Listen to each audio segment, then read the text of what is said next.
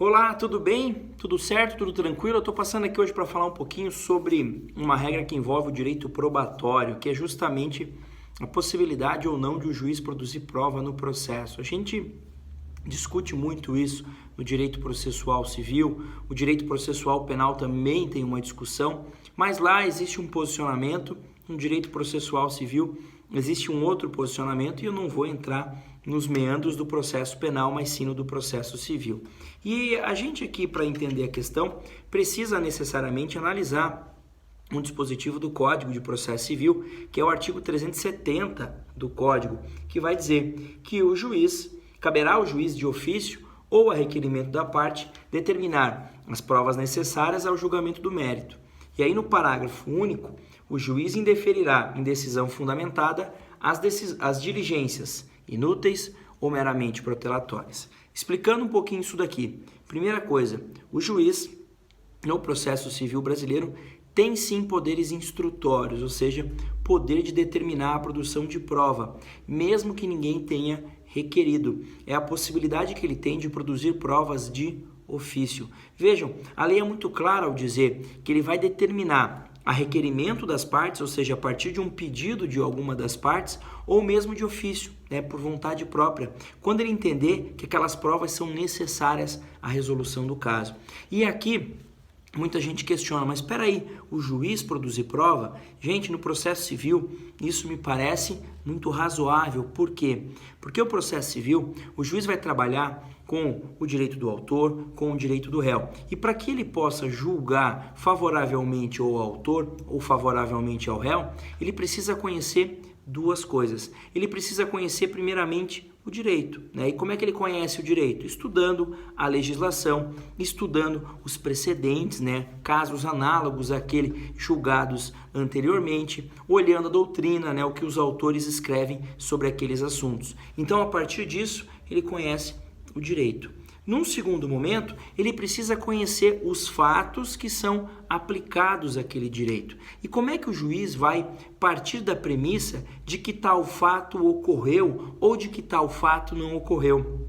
Ele parte a partir do convencimento dele. Então, quando ele se convence que tal fato ocorreu, ele pode dizer que esse fato se verificou e se adequa àquela situação prevista na legislação, por exemplo. Agora, como é que ele se convence que tal fato ocorreu? A partir das provas produzidas nos autos. Porque toda vez que o juiz vai decidir, ele não pode simplesmente dizer, olha, o autor alegou que passou no sinal verde. Por exemplo, vamos dizer que há essa afirmação por parte do autor. Em princípio, vai ter que ter uma prova dentro dos autos do processo que o autor passou no sinal verde. Pode ser que seja uma testemunha, pode ser que seja uma imagem de uma câmera de segurança, ou pode ser mesmo que o réu não impugne isso, pode ser que o réu não conteste, não fale nada sobre isso, e aí o juiz vai presumir o quê? Então tá bom, ele passou no sinal verde. Mas o juiz precisa sim de elementos probatórios para fundamentar a sua decisão, para dizer por que aqueles fatos ocorreram na visão dele ou por que aqueles fatos não ocorreram. Então é óbvio que quando o juiz entender que o papel das partes na produção das provas não foi suficiente a convencê-lo, ele poderá sim ir atrás de outras provas, ok? Agora, esses poderes instrutórios do juiz trazem uma outra situação no parágrafo único, que vai dizer que o juiz pode, e na minha opinião ele até deveria fazer isso, indeferir aquelas diligências que são inúteis ou protelatórias. Para isso, o juiz precisa conhecer muito bem os fatos que estão narrados no processo e os fatos que têm relevância para aquela causa. Quando o juiz não conhece esses fatos, muitas vezes a parte vai lá e pede a produção de uma determinada prova para provar um determinado fato que não tem relevância nenhuma para aquela causa. E aí o juiz acaba deferindo, autorizando a produção dessa prova. Nessa situação, ocorre o quê? Acaba tendo aí, então, uma diligência desnecessária. Imagine que o autor tenha solicitado ao juiz a oitiva de uma testemunha para provar um fato que o próprio réu já confessou na defesa.